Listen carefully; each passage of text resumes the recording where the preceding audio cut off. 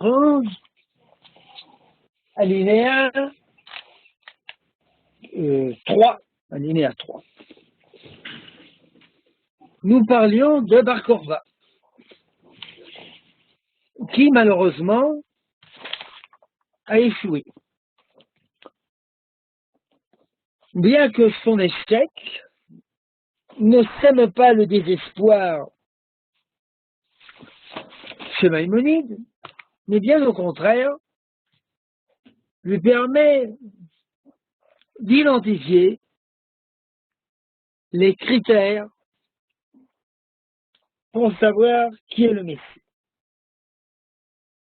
En effet, dit Maïmonide,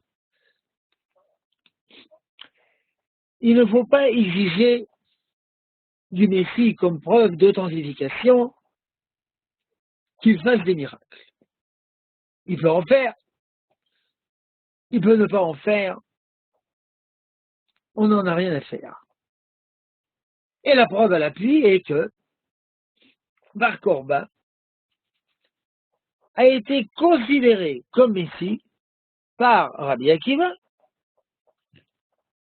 V'chol Chachmei Doro, et tous les sages de la génération, Ad Sheneharag Bavonot, jusqu'à ce qu'il soit mort à cause de ses péchés.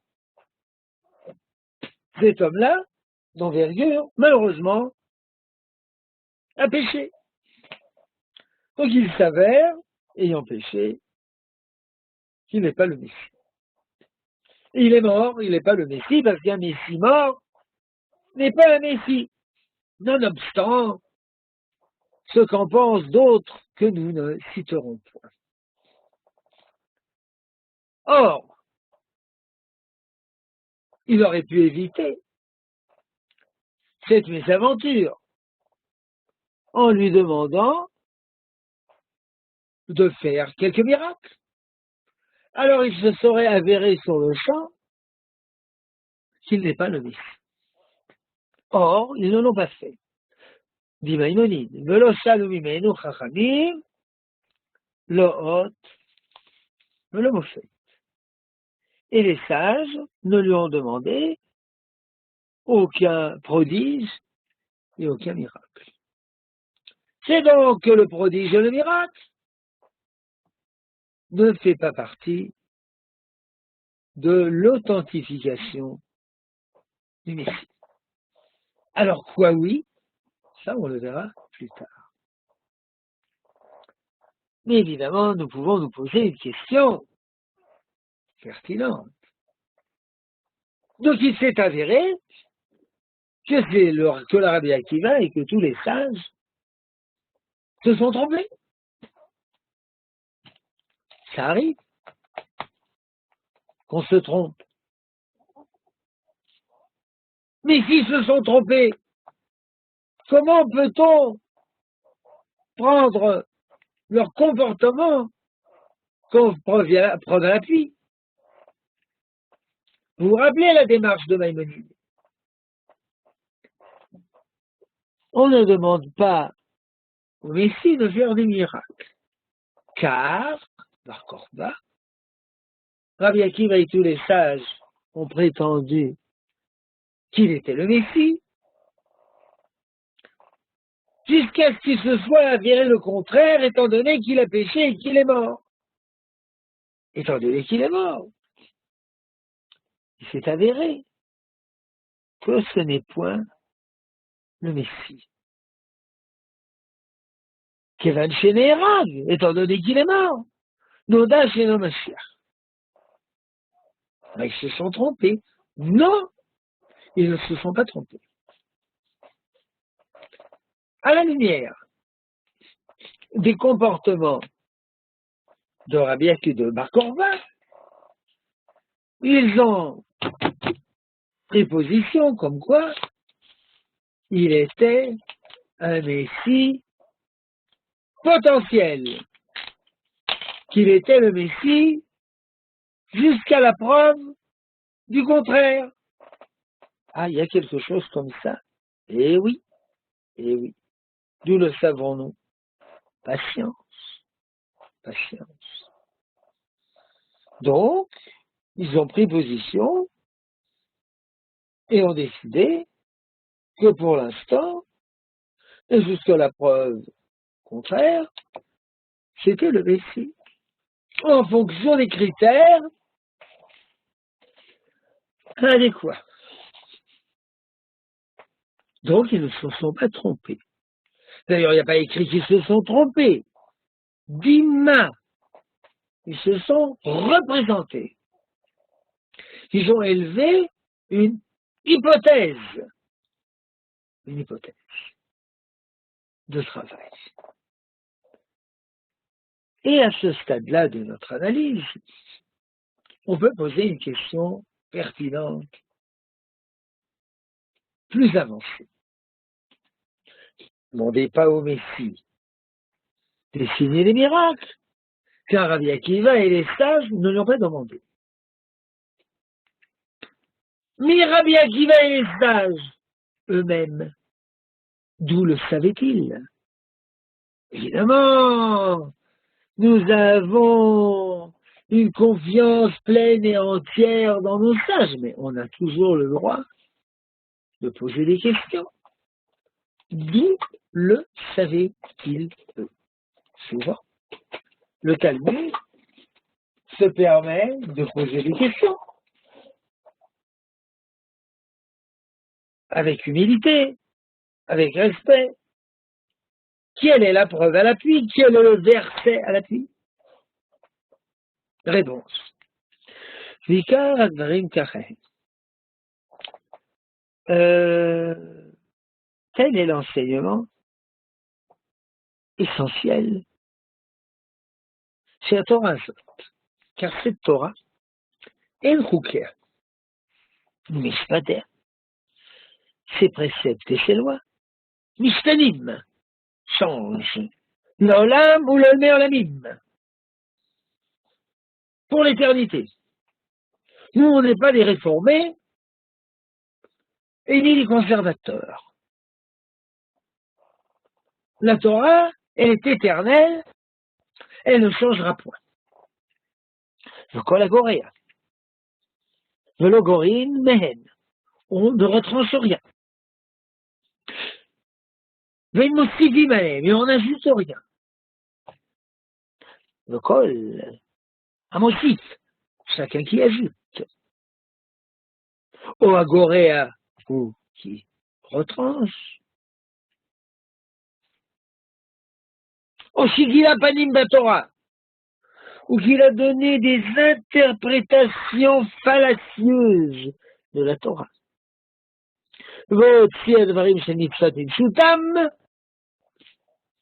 Et à expliquer les mitzvot hors de leur sens direct, c'est assurément Racha, un méchant, Apikoros, et un renégat. Vous voyez, dans votre édition, sur l'écran, la fin de cette phrase n'apparaît point, évidemment. Elle a été censurée par les chrétiens. Parce que ce sont les chrétiens qui ajoutent des mitzvot, qui en retranchent, et qui les interprètent au sens figuré. Il y a la lettre, il y a l'esprit de la lettre. Par exemple, dans la Torah, qui a écrit qu'il faut faire une circoncision. Mais non, juifs imbéciles, il faut circoncire vos cœurs. La Torah a écrit qu'on n'a pas le droit de mettre en bouche des aliments interdits. Mais non, juifs imbéciles. Ce qui est important, c'est pas ce qui pénètre dans la bouche, mais c'est ce qui sort de la bouche. Donc, on donne aux mitzvot des interprétations hyperboliques, paraboliques, elliptiques et autres coniques. Et évidemment, ce texte a dû être autant censuré par la peur du censeur papale. Voilà. Alors, c'est ça la réponse à la question. Quelle était notre question? Rabbi Akiva, puisqu'il le sait que le Messie ne doit pas faire de miracle. Et voilà. La Torah, elle ne change pas. Mais quel rapport? On est bien d'accord que la Torah ne change pas. Mais ça, il faut le dire à Shavuot. Ça, il faut le dire au premier chapitre de Maïmonide. C'est le dernier, le premier chapitre, qu'il retire de la Torah, les lois sur les fondements de la Torah. Et nous dire que cette Torah, elle est éternelle, elle est immuable. C'est vrai. C'est un des 13 articles de foi. Mais quel rapport avec le Messie? Réponse. Le Messie dira bien qu'il va et tous les sages. Il ne doit pas faire de miracle. Il ne faut pas exiger de lui des miracles. Impeccable. D'impeccable. Oui, mais. Et quelle est la preuve à l'appui? La preuve à l'appui. Moi, je dois apporter une preuve à l'appui que le Messie doit faire des miracles. C'est vous qui prétendez, mordicus, que le Messie doit faire des miracles, qui devait apporter une preuve à l'appui. Car dans la Torah, c'est mentionné nulle part que le Messie doit faire des miracles. Dans la Torah, il est tout simplement écrit « Le Shabbat Shem et qui mettra, et Dieu te rassemblera ». Ah! Et vous prétendez que le Messie doit faire des miracles. Autrement dit, lorsque le Messie viendra, et qu'il ne fera pas de miracle, et vous le repousserez. Ah! Vous inventez des choses. Vous ajoutez à la Torah, et vous retranchez à la Torah. Alors, cher monsieur, nous avons le grand déplaisir de vous faire savoir que vous êtes un méchant et un hérétique. Parce que vous inventez des choses au nom de la Torah. Dans la Torah, vous pouvez la lire, du premier verset jusqu'au dernier. Il n'y a aucun verset qui dit que le Messie doit faire des miracles. Il y a seulement écrit qu'après l'exil, on reviendra en Eretz Israël. Alors vous inventez des choses, alors vous êtes en mauvaise passe.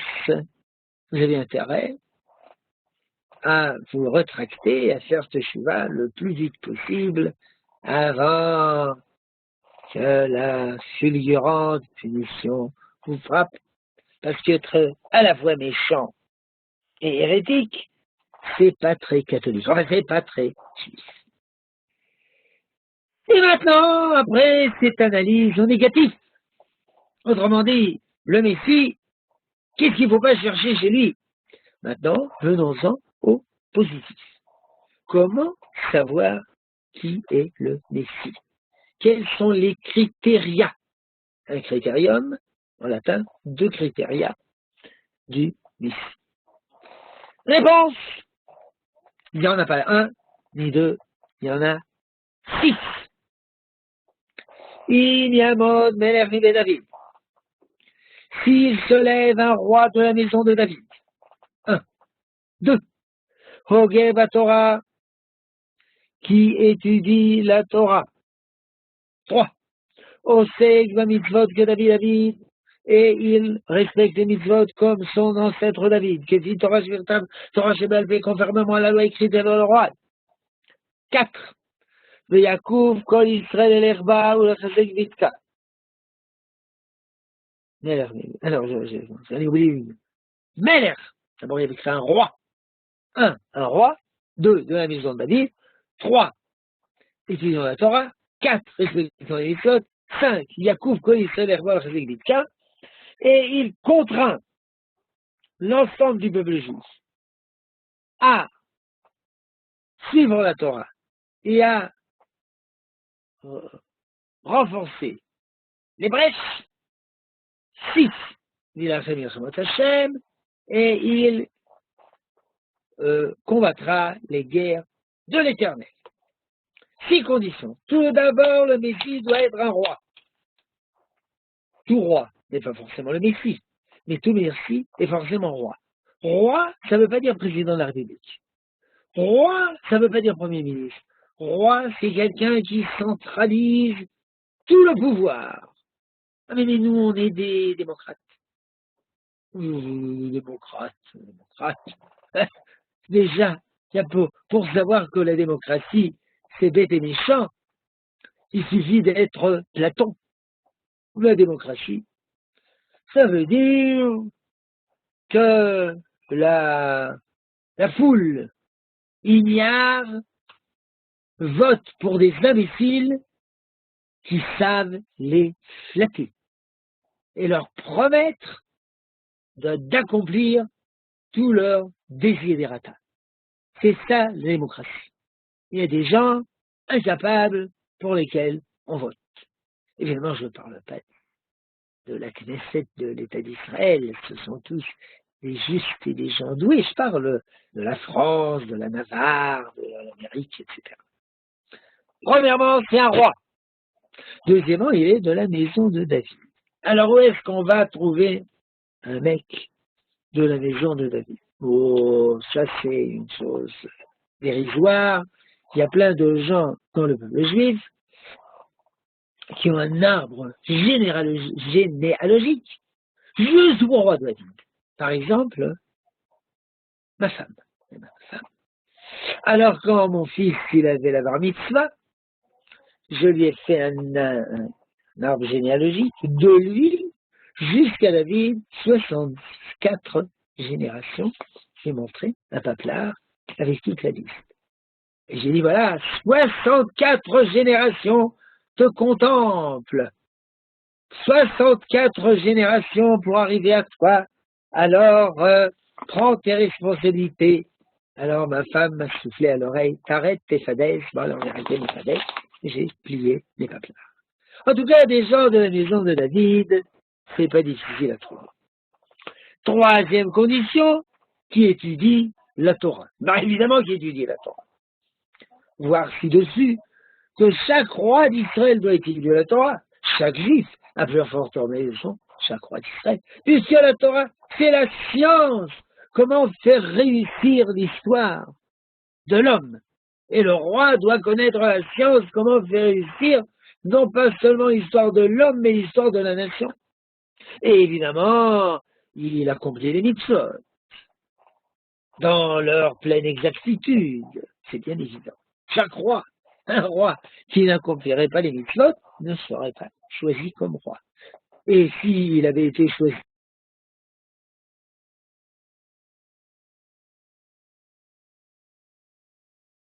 il contraint le peuple juif à respecter les mitzvot.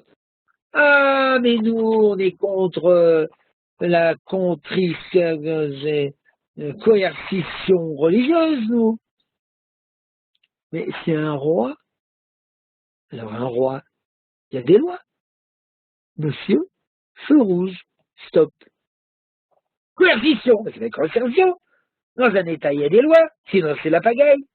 Dans un État, il y a des lois. Vous fermez votre magasin le Shabbat. Puis si ça vous plaît pas, eh ben, on vous fera payer des amendes et des noisettes, etc., pour avoir enfreint la loi. C'est bien évident. Il y a des lois dans un pays. Alors, en Angleterre, il y a les lois de sa vénérée reine, et en France, il y a le code de Napoléon, et je sais pas où, il y a le code de Romain, et chez nous, il y a le code Moshe Rabbeinu. Voilà. Alors, étant donné que c'est un roi, il doit faire régner la loi. Sixième condition, il ira en guerre pour les guerres de l'Éternel. C'est quoi les guerres de l'Éternel? Voir ci-dessus. Pas des guerres de conquête. Nous, on n'est pas des militaristes. Nous, on n'est pas des belligérants. Nous, on est un peuple amoureux de paix. Mais parfois, à la guerre, comme à la guerre. Il y a les guerres de l'Éternel, par exemple, les guerres de défense. Le Messie, il va en guerre. Quelle sera la couleur du cheval blanc du Messie? On n'en sait rien. Mais quelle sera la couleur des vêtements du Messie? Kaki, puisqu'il va en guerre. Alors, la chemise blanche que j'ai, c'est impec. Mais c'est pas pour faire la guerre. Je peux aller en guerre avec cette chemise blanche. Après quelques jours, elle sera n'importe mon kaki. Alors, vaut mieux directement kaki. C'est un homme de guerre, le Messie. On n'est pas amoureux de guerre. On est amoureux de paix. Mais, comme disait l'autre, civis pacem parabellum. Si tu aimes la paix, prépare la guerre. Donc, si ces 6 critères se réalisent, un roi de la maison de David, étudiant la Torah, respectant les mitzvot, conduisant la Torah, le peuple juif conformément à la Torah, et menant les guerres de l'Éternel, alors c'est le Messie. Pas encore. Pas encore. Patience. Rav, j'ai une question. Ah, la question, oui. Ça fait un petit peu peur quand on dit de faire les guerres au nom de Dieu. Ça fait un peu arabe, islamique. Comment on explique un peu ça? Ah. Tout dépend de la motivation intérieure. Car, comme vous le savez, Abraham, c'était un homme de guerre, et Jacob, c'était un homme de guerre, et Moshe Rabbeinu, un homme de guerre, et Jacob et Yoshua Binoun, un homme de guerre, et David, il récitait pas seulement les psaumes, mais il allait en guerre. Il n'y avait pas seulement Malbrouk qui allait en guerre, mais également David. Parce que c'est pas les musulmans qui ont un devoir de conquérir le monde entier, et que le monde entier soit sous la tutelle islamique. Et le monde se divise en deux.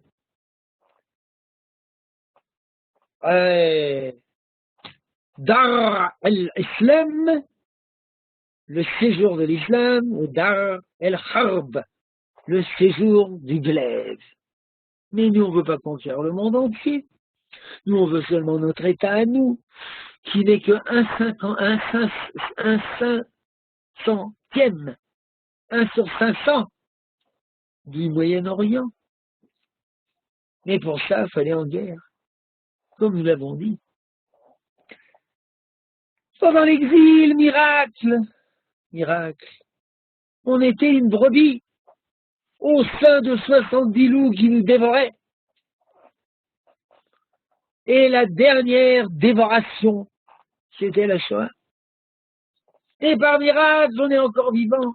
Mais la brebis, ils l'ont saignée à blanc, ils l'ont déchirée, ils l'ont arraché des morceaux, et elle est encore en vie. Mais ces derniers temps, la brebis, elle s'est acheté un fusil. Et quand les loups viennent la manger, la brebis, elle tire. Alors les loups disent, ah non, non, non, c'était pas ça le scénario prévu.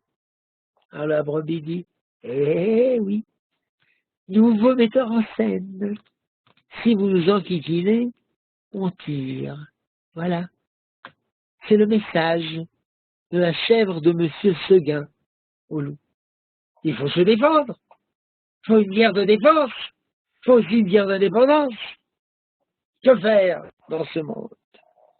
Ce sont des guerres de l'Éternel, à savoir des guerres que l'Éternel nous a ordonné de faire.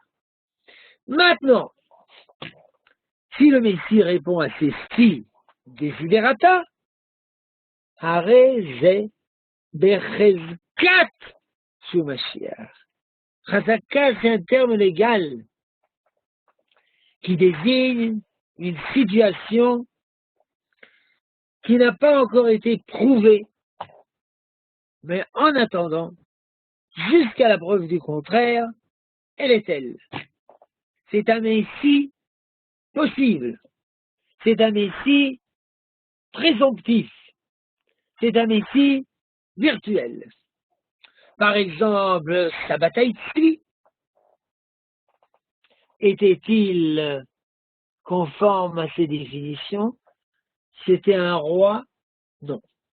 De la maison de David? J'en sais rien. Étudiant la Torah? C'est vrai. Respectant les mitzvot? Non. Contraignant le peuple juif à respecter les mitzvot? Non. Menant les guerres d'Israël? Non. Donc, sur 6 conditions, il en avait une et demie. C'est faiblard, ça, une, l'étude de la Torah, et demie de la maison de David. Alors, comment il a réussi à convaincre 3 millions de gens, y compris des rabbins?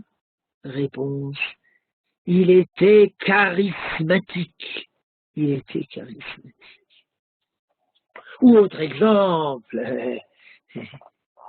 opposé totalement, c'est le Rabbi de Lubavitch. Était-il le Mashiach? Alors on va voir. Est-ce qu'il était roi? Non. De la maison de David? J'en sais rien. Peut-être. Étudiant la Torah? Ah, ça c'est sûr. Respectant les mitzvot? Ça c'est sûr. Contraignant le peuple juif de respecter les mitzvot? Ben non, c'était pas un légiste, c'était pas lui qui faisait appliquer la loi. Et menant les guerres de l'Éternel, non, c'était pas un combattant. Donc sur 6 conditions, il en avait 2,5. Bon, c'est pas mal.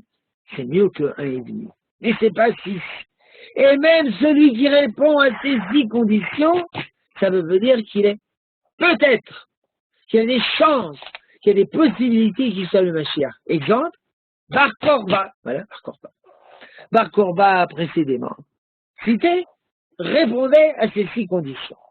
Maintenant, pour être assurément le Mashiach, il y a encore 4 conditions. En tout, 10. Vimasa Vitzliach. S'il a fait, il a réussi. Réussi quoi? Tout ce dont nous avons parlé précédemment. Venitzer Kolaumot Shevisivav. Il a vaincu tous les ennemis alentour. Dans votre texte, ça a été censuré. Eh bien évidemment, parce que les Juifs, c'est pas pour vaincre des ennemis, les Juifs, c'est pour recevoir des coups.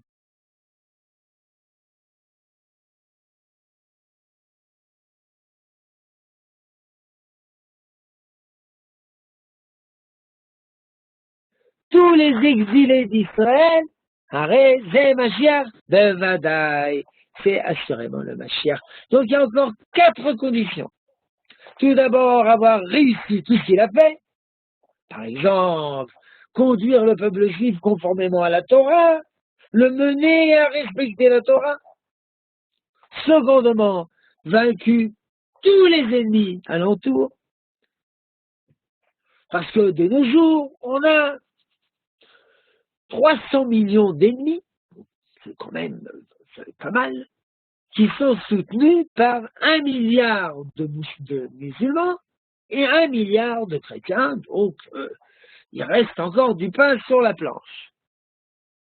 Troisièmement, il a construit le temple. Quatrièmement, il a rassemblé tous les dispersés d'Israël. Il y a encore, je sais pas, 6 millions de juifs en exil, et il y a Nitré, c'est les égarés. Il y a des tas de juifs qui se sont assimilés. Je sais pas combien. 10 millions? 100 millions? Peut-être, peut-être. On n'en sait rien. Beaucoup. Alors, c'est assurément le Mashiach. Et tout ça, il n'y a pas écrit miracle. À moins que vous disiez, le rassemblement des dispersés et tout ça, ça c'est un miracle. D'accord. C'est un miracle à travers les lois de la nature. Alors maintenant, question triste. Et s'il n'a pas réussi? S'il n'a pas réussi jusqu'à maintenant, tout ça, ça a été censuré. Dommage que je n'ai pas envoyé un texte sans la censure. Ah, il en manque beaucoup dans votre texte de la censure. Ouais, ouais. C'est vieux texte. J'ai nouveau texte. avec censure restituée. Ce sont des textes avant la censure, ou qui ont été des centaines d'années. Donc, qu'est-ce qu'il y a écrit dans le texte non censuré? Il me l'a écrit à Radko. Il n'a pas réussi. Oh, Néhérag, il s'est fait tuer. Mais il y a deux, c'est Nosdeh, il tirera la Torah. Il s'avère que ce n'est pas celui que la Torah nous a promis. Et alors, c'était quoi? Il est comme tous les rois d'Israël, intègre et juste, qui sont morts. Qu'est-ce que vous voulez de lui? Qu'est-ce qu'il a fait de mal? Il a fait 6 choses, et encore 6 choses, il a réussi. À Todarabah, nous vous sommes reconnaissants pour l'éternité. Et puis il a encore essayé de faire 4 choses, puis il n'a pas réussi. On réussit pas toujours sur terre, mais c'est injuste. Nous le remercions. Nous avons un verdict d'acte de reconnaissance pour l'éternité. Donc ce n'était pas le Messie, mais c'était un roi juste et intègre. Je saute quelques lignes. Av Yeshua.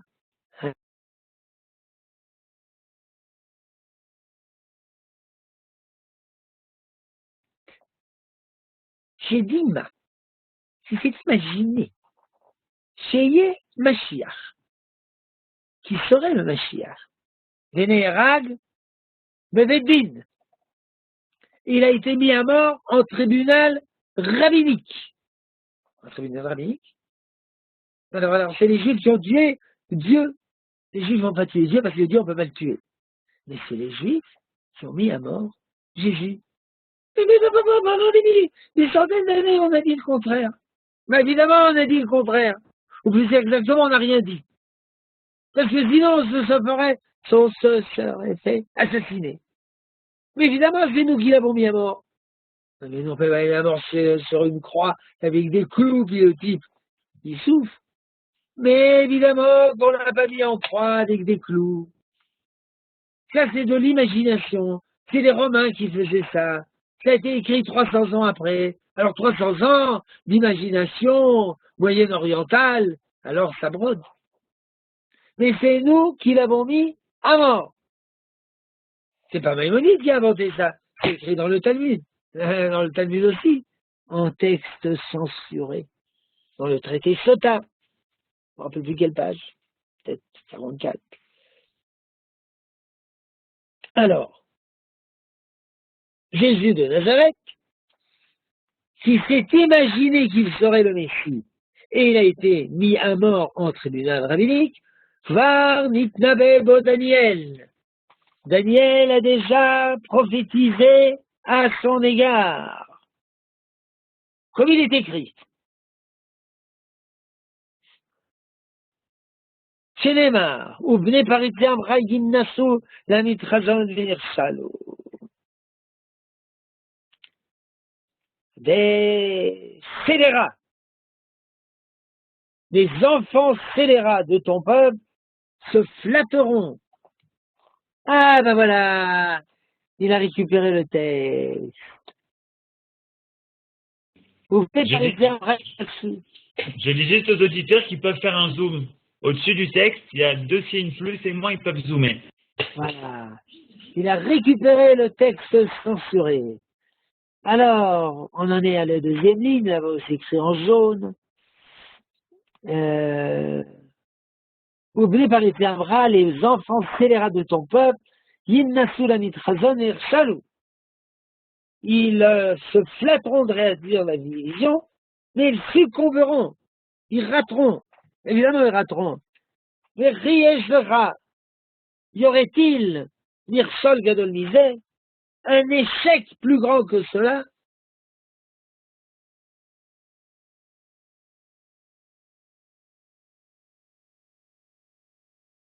Cela pourquoi? Eh bien, c'est très simple. Chez Kol Nevi'im, car tous les prophètes d'Hébreu ont parlé, j'ai un Mashiach God Israël, que le Messie sauvera le peuple juif.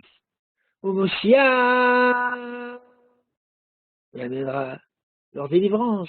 Ou Mekabetidechem, et rassemblera leurs dispersés. Ou Mechazek Mitzvatam, et renforcera les mitzvot. Le Messie, rassemblement, renforcement, salut, Vézé, et celui-là, et Tchéhomo, lui, Garam, a causé la baie d'Israël de Charev, a causé l'extermination du peuple juif par le glaive, ou le phaser chéritam, et a dispersé leur reste, ou la spilam, leur humilier, les humilier, ou la chlif Torah, et d'abolir, de changer la Torah, de troquer la Torah, ou la tot olam, et d'induire en erreur la majorité du monde, la Avod Eloha, de servir un Dieu, ni balader Hachem, hormis Dieu. Parce que si on sert Jésus, c'est pas Dieu. Le Père, c'est pas le Fils, c'est pas le Père. Dieu n'a pas de Fils, et celui qui rend un culte à quelqu'un d'autre, eh ben, c'est de l'idolâtrie. C'est un autre Dieu. Donc, Jésus de Nazareth, c'est le contraire du Messie. Le contraire. Ah, voilà, un échec horrible, un échec terrible. Alors, Dieu, comment a-t-il pu permettre cette erreur horrible? Réponse. Aval, Marshavot, Boréolam. Mais les pensées du Créateur du monde, encore Vadam la Sigam, elles sont hors de portée de la puissance humaine de les comprendre. Car ces voix ne sont pas ses voix ne sont pas nos voix, et ces pensées ne sont pas nos pensées. C'est un calcul divin. Le Koladvarim chez l'Elou à Elou. Et toutes ces choses, tous ces propos, tous ces événements, chez Yeshua, notre de Jésus de Nazareth, Monsieur le Ishmaéli et de cet Ismaélite, Mohamed, chez Ahmad Acharav, qui l'a suivi, Enan est là, ils ne sont là, et là les Yacher d'Er la Melech HaMashiach, mais pour frayer la voie au Messie. Ah, ça c'est intéressant. Jésus et Mahomet préparent la venue du Messie vrai de vrai. Et cela comment? Ou les taken et taolam kulo, et de préparer le monde entier. La vod est Hachem beyachad, de servir Dieu ensemble, Génémar, qui a fait fort elamim, safabroura, likrokulam, b'shem Hachem, ou l'ovdosh remechad. Alors je gratifierai les nations d'une langue claire afin que tous invoquent l'Éternel et le servent d'un cœur unanime. Kétad. Mais cela comment? Eh bien, c'est très simple. Kvar nitmala olam kulo midivrei HaMashiach. Le monde entier s'est rempli des propos du Messie, du messianisme. Le monde entier a entendu parler du fait qu'il y aura un Messie, que l'histoire elle tourne pas en rond, que l'histoire elle a un sens, elle a une direction, que l'histoire a une réussite. Tout le monde en a entendu parler à travers, par l'intérim du christianisme et de l'islam. Au Midivrei Torah, et la Torah s'est répandue par le Nouveau Testament et par l'Ancien et par le Coran. Au Midivrei Mitzvot, et les Mitzvot se sont répandus dans le monde entier. À travers ce tunnel malpropre, mais tunnel quand même, ou Pashtu Dvarim Elu Be'im Rachokim, et les idées de la Torah, du messianisme, des mitzvot, se sont répandues dans des îles lointaines, ou Be'amim Rabim Armelev, et dans de nombreux peuples incirconcis de cœur. Et ils discutent, ils s'entretiennent des propos de la Torah. Cette Torah, cet Ancien Testament, c'est quoi au juste? Parce que c'est pas respecté dans le christianisme et dans l'islam, alors c'est quoi au juste? Non, tu veux les mitzvot ou les mitzvot à Torah, les mitzvot dans la Torah, pourquoi on ne les respecte pas? Et l'omri, les uns prétendent mitzvot Elohim et Tayou, ces mitzvot, elles étaient vraies. Ou Batlou, Bizmanazé, elles ont été annulées de nos jours. Elles n'ont pas été destinées pour toutes les générations. Voilà. Il y avait la Torah, il y avait les mitzvot, et alors le christianisme paulinien, et puis d'autres musulmans ont dit stop, aboli, nul, non avenu, caduc. C'était bon, ça ne l'est plus. Voilà. Dieu, il a changé d'avis, il avait des mitzvot, puis ça ne marche pas, puis on ne réussit pas toujours, alors stop. Puis il y en a d'autres qui disent mais non, les nombris, dvarim nistarot, yesh bahem, menam ki peshutam.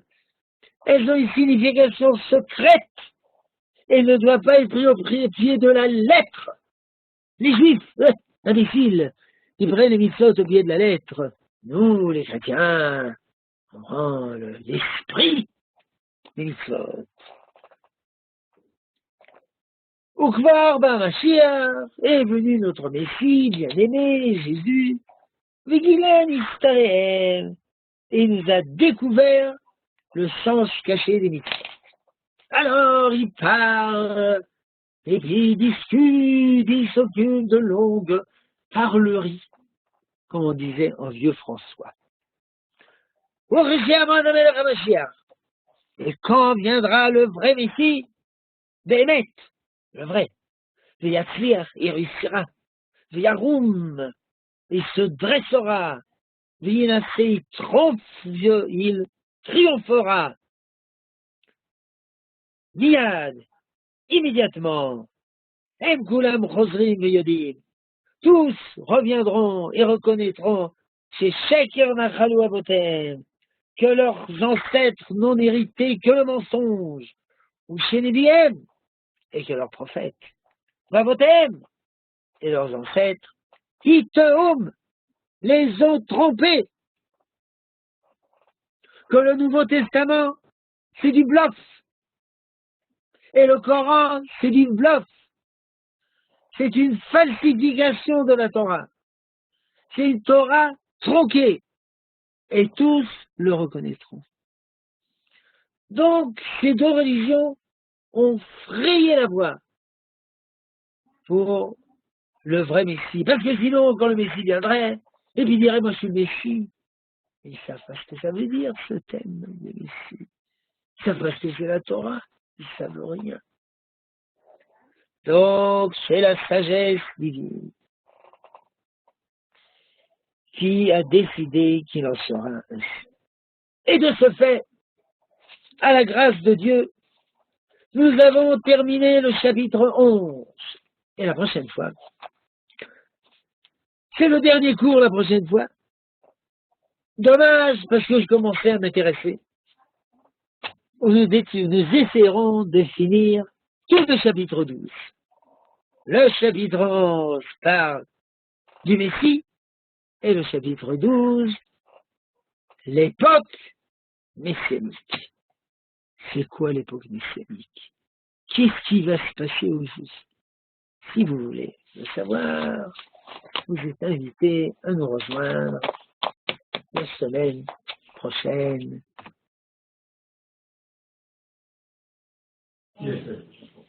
Merci beaucoup, Rav Winer. Et c'est le moment de poser vos questions. Ah oui, les questions, les questions. Il n'y en a pas. Si, il y en a. Ah, il y en a. Bon. Oui.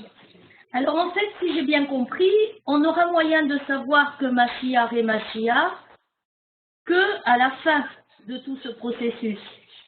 Eh oui. Seulement à la fin.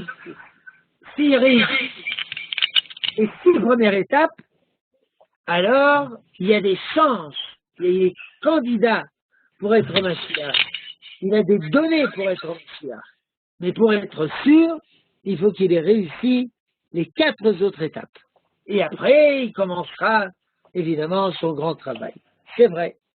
Nous ne le saurons qu'a posteriori et pas a priori. C'est vrai. Elle a très bien parlé. Autre question? Vous dites qu'il sera roi et qu'il aura tous les pouvoirs, mais pour qu'il soit roi, il faut qu'il soit oint. Donc il y aura un prophète. Pour être oint, c'est pas forcé qu'il reçoive l'onction d'un prophète. Il est vrai que les 2 premiers rois, David et Saül, ont reçu l'onction de Shmuel Hanavi, mais il pourra recevoir l'onction des sages ou de quelqu'un d'autre. C'est possible. Amen, Mashiach. Mashiach, ça veut dire qu'il a reçu l'onction. Dernière question. Il doit respecter toutes les mitzvot de la Torah. Eh bien, Mais il est dit qu'à la fin des temps, on n'aura plus la même Torah. Ah, ça, c'est pas très catholique de dire ça. C'est très catholique, justement. C'est inexact. Ce qui est écrit uniquement. Tout d'abord, il faut savoir que les jours à venir et le monde futur, c'est tellement grand. C'est des millénaires, des millions d'années, des milliards d'années, qu'on peut y mettre toutes les idées. Autrement dit, il est possible qu'il y ait un monde à venir où on respecte toutes les mitzvot, et un monde encore ultérieur où il n'y a pas les mitzvot. Maintenant, le terme de nos sages, mitzvot betelot latid lavo, les mitzvot sont annulés dans le monde à venir, alors ça veut dire qu'on assassinera, ça veut dire qu'on mangera du cochon, invraisemblable. Mais ça veut dire, d'après l'interprétation du Rav Kook et d'autres, que nous respecterons toute cette Torah, non pas en tant que mitzvah, en tant qu'ordre divin, mais en tant que mouvement naturel de notre conscience, sans avoir besoin de recevoir des ordres, parce que notre nature intrinsèque sera purifiée à un tel point que de nous-mêmes, nous respecterons les mitzvot, et nous n'aurons plus besoin qu'ils soient des mitzvot. Et mais nous le respecterons comme Abraham, Isaac et Jacob qui respectaient toutes les mitzvot sans avoir reçu l'ordre, en suivant les mouvements naturels de leur profonde personnalité cachée dans les arcanes de leur être. Autre question? Merci beaucoup. De rien. Moi, j'ai une question. Oui, d'accord. Je crois que quelqu'un m'a dit Ouais. que le Mashiach, quand il viendra, il ne devra pas faire renaître les morts ou ramener les morts en Israël ou quelque chose comme ça par rapport à la résurrection des âmes. Ouais. Et ça, ce sera un miracle. Et pourtant, vous avez dit qu'il ne fera pas forcément un miracle. Question excellente. Quelqu'un a dit que le Messie fera ressusciter les morts. Or, faire ressusciter les morts, c'est un miracle. Réponse. Alinéa. Prière de nous montrer l'alinéa numéro 3. Non? Ça c'est 9. 3. Du Pérec 11 ou 12? 11.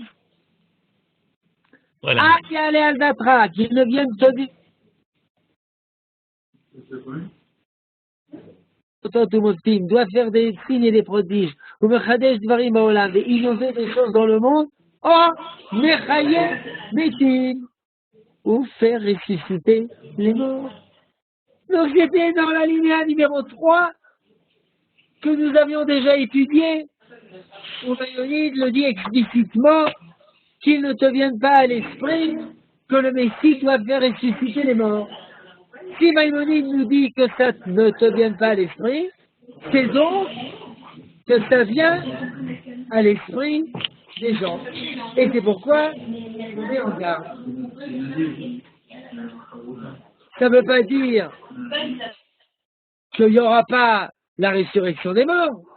Évidemment, il y en aura. Mais ce n'est pas lié au Messie. C'est un phénomène supranaturel post-messianique. Ce n'est pas lié au Messie. Le Messie, c'est à travers la nature. La résurrection des morts, c'est au-delà de la nature, c'est après. D'accord, ok.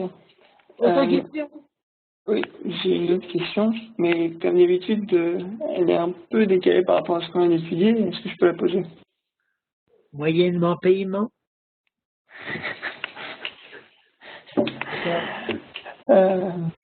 J'ai un professeur à l'université qui fait que je suis juif et qui a un peu de curiosité et qui me pose des questions. Il me dit oui, Benjamin, si je t'invite au restaurant, est-ce que tu viens? Je dis non, écoutez, moi je peux pas, c'est compliqué parce que ce sera pas cachère.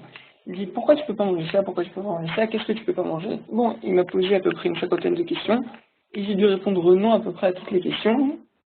Parce que c'était par exemple, est-ce que tu sors samedi, est-ce que tu portes samedi, pourquoi tu portes pas samedi? Et à la fin, il a eu un espèce d'étonnement, il m'a dit écoute, Benjamin, je comprends pas, parce que j'ai l'impression qu'être juif, c'est comme avoir une laisse autour du cou. C'est toujours être rattaché à des lois très strictes, énormément de lois. Et bon, le professeur en question est catholique, il me dit voilà, moi, tu vois, je fais ce que je veux, il n'y a pas de loi. Si je veux manger du porc, je mange. Alors toi, tu vois, tu es obligé de penser 50 fois la chose, si je fais pas, est-ce que tu peux manger?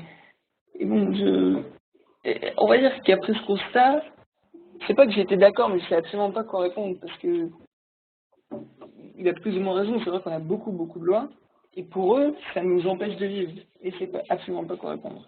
Et c'est ça, c'était quoi votre avis? Donc ce professeur prétend que la Torah est contre nature, que la Torah est contre la vie humaine. Argument ressassé depuis environ 500 ans, jusqu'à ce qu'ils deviennent totalement inintéressants. Mais, pour répondre en bref, regardez les juifs religieux qui respectent les mitzvot, ils ont l'air tristes, ils ont l'air minables, ils ont l'air malheureux, ils sont stressés, ils sont dikaon, comme on dit dikaon, déprimés, non. La maladie du monde occidental, disent les psychologues, c'est la déprime. Dans tant et tant d'années, ça sera la maladie qui frappera le plus le genre humain à l'Occident, qui blessera sa vie et raccourcira sa vie. Et déjà de nos jours, c'est la maladie la plus grave pour les jeunes, à savoir de l'âge de 14 ans. Le jeune homme et la jeune fille de 14 ans, il leur manque rien à l'Occident. Ils ont de quoi manger, ils ont de quoi boire, ils ont tout ce qu'ils veulent. Et pourtant, ils sont déprimés. Et cela pourquoi? Eh bien, disent nos amis les psychologues, c'est parce qu'ils ont une vie sans signification. La signification, c'est ça qui donne le bonheur. Ce sont des gens malheureux. Le fait que ce professeur dise, voilà, moi je fais ce que je veux, je jouis. Mais les philosophes grecs nous l'avaient dit depuis longtemps. La recherche de la jouissance n'est pas identique à la recherche du bonheur. Hédonisme recherche de la jouissance. Eudémonisme, recherche du bonheur. Il peut y avoir un jeune homme qui jouit, il boit toute la journée du Coca-Cola, il y a écrit « Enjoy now », jouis maintenant, et pourtant il est malheureux. Et il peut y avoir quelqu'un comme moi qui ne boit jamais de Coca-Cola, et pourtant je suis heureux. Alors, dites à ce monsieur que vous lui souhaitez beaucoup de bonheur, et puisse-t-il partager le 10e de votre bonheur. Voilà. Je vois. Écoutez, merci pour la réponse. J'ai juste une dernière question très courte. Une question très courte. Il m'a demandé pourquoi, parce qu'il a déjà vu des photos de juifs orthodoxes, il me dit pourquoi les juifs orthodoxes ils ont une espèce de boucle comme ça au niveau des oreilles. Alors je lui dis que oui, il fallait qu'on se tisser, on ne pouvait pas se couper les cheveux au-delà de la moitié de l'os. Il m'a demandé pourquoi. Alors moi je lui ai répondu que c'était un roc, mais parce que je savais pas du tout. Alors est-ce qu'il y a une raison logique ou c'est un roc? Pourquoi est-ce qu'on a des péotes? Voilà, j'ai des péotes. Elles ne sont pas tellement grandes, mais quand même, elles existent. Puis j'ai mes barbes. Alors, il y a une dimension. Chaque mitzvah a 4 dimensions. Dimension divine, dimension morale, dimension religieuse, dimension nationale. Alors, étant donné que nous, on est des nationalistes, on est des juifs nationalistes, je vais vous expliquer la dimension nationale des péotes et de la barbe. L'amour des êtres, qui est le ciment de la nation, passe à travers le faciès extérieur. Autrement dit, les gens qui sont blancs, ils s'aiment. Les gens qui sont noirs, ils s'aiment. Les gens qui sont gris, ils s'aiment. Mais nous, les juifs, il y a des juifs blancs, il y a des juifs noirs, des juifs marrons, des juifs jaunes, des juifs gris, des juifs verts, des juifs verts de gris, et des juifs de toutes les couleurs. Et il faut une figure semblable. Alors Dieu a dit, voilà, tous les juifs, vous aurez la barbe et les franges temporales. Alors vous vous ressemblerez. Alors il y a des grandes barbes, comme la barbe de Barberousse, qui lui descendait jusqu'au nombril, Barbarossa. Et il y a la petite barbe comme ça, puis il y a la barbe Ming, et puis il y a ce qu'on appelle en français, en hébreu, Zakan Sarfati, la barbe française, savoir le collier. Peu importe, on a tous la barbe. Et puis quand on se rencontre, on dit alors comment ça va? Et nous nous tenons par la barbichette, et nous sommes semblables. Et puis nous avons aussi là des péotes, courtes, longues, en tire-bouchon, ou bien en cascade, peu importe. Nous avons un faciès semblable. Et le faciès semblable nous rapproche. Une fois, j'étais au restaurant du kibbutz. Assis en face de moi, un membre du kibbutz, un Anglais de bonne mise. Et tout à coup, il y a un jeune qui est entré avec une chevelure féminine dégoulinante. Il a vu ça, il a dit « Oh !» Comme ça qu'on dit en anglais. « Oh !» Ugly. Comment on dit en français ugly? Dégueulasse. Moche. Il a ressenti quelque chose qui le séparait. Bien que ce soit des choses mineures.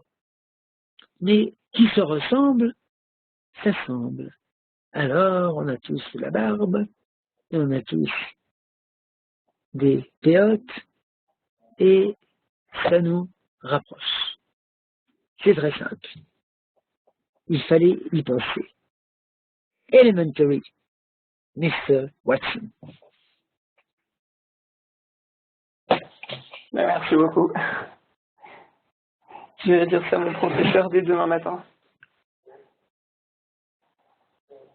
Ah bon, oui. Est-ce qu'il y a d'autres questions? Oui, oui, à quoi là c'est bien? Je demande encore aux auditeurs, est-ce que vous avez d'autres questions? Non. Bon, alors Benjamin, tu sais ce qu'il te reste à faire? Dis-moi, Bah, laissez pousser la barbe un peu plus. encore faut-il avoir une barbe. Et comme tu vois, je n'en ai pas. Alors, la semaine prochaine, vous vous présentez avec une barbe. Voilà. Et je n'ai pas de poils sur le visage. Et si, mais je vois que vous avez... Oui, Il n'y a pas mais besoin c'est microscopique.